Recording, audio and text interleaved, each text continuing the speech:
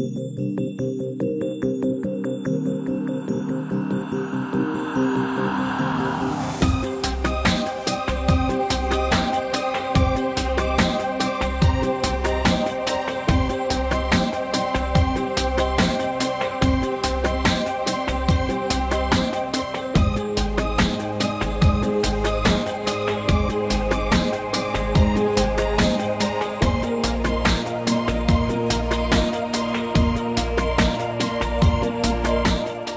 heb Design Academie in Eindhoven gedaan.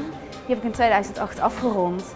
En sindsdien heb ik mijn eigen ontwerpstudio gestart, waarbij ik me als ontwerper richt op kook- en eetcultuur. De grootste uitdaging is om dan alles wat in je hoofd zit en zo'n beetje schetsmatig bij zo'n eerste presentatie, ja, wat je aan de jury hebt gegeven, om dat dan opeens echt 3D uit te voeren. En dat het dan echt ook nog één geheel vormt. En ja, dat blijft, vind ik, nog steeds heel moeilijk, omdat je gewoon de tijd daar heel kort voor is. We hebben 2 dingen ingestuurd, de bordjes en het tafelkleed. En daarna hebben we dat samengebracht. Daarbij hebben we geprobeerd om zoveel mogelijk alle losse onderdelen een soort twist mee te geven. Waardoor ze allemaal een verrassend element in zich krijgen. Wat een ingewikkeld gedoe.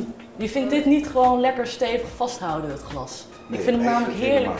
Nee? Ja, ik vond het heel leuk om gewoon weer aan de slag te gaan en alle prototypes uit te werken.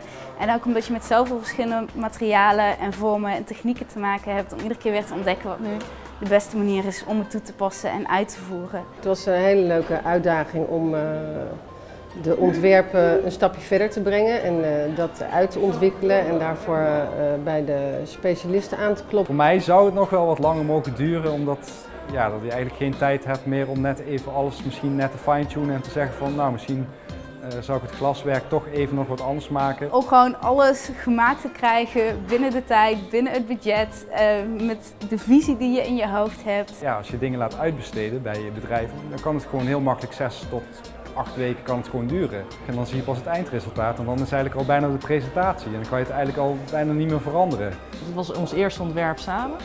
En om direct zo gepusht te worden om de rest erbij te pakken en door te zetten met z'n tweeën was echt een cadeautje. Ik hoop dat het ook echt vooral een twist geeft hoe mensen zeg maar, over het dineren nadenken. Dat mensen ook op een andere manier gaan eten. Dus daarom heb ik ook heel groot bestek gemaakt bijvoorbeeld.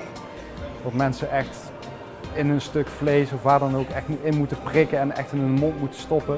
Dus je houdt echt zo je pakt echt zo'n vork vast en je denkt van ik heb hier echt een stuk vlees. Ik ben vegetariër. Ja, ik ook. We waren erg benieuwd naar de andere 2. Het was erg leuk om te zien wat zij binnen deze tijd voor elkaar hadden gekregen en hoe het er allemaal uitzag. Het ontmoeten van de jury was ook interessant natuurlijk, de vragen die ze gingen stellen. Je bent heel erg benieuwd van voor wat vonden ze nou interessant genoeg in onze inzending om bij de laatste 3 te zitten. Welk statement wil je maken met dit type van aardewerk?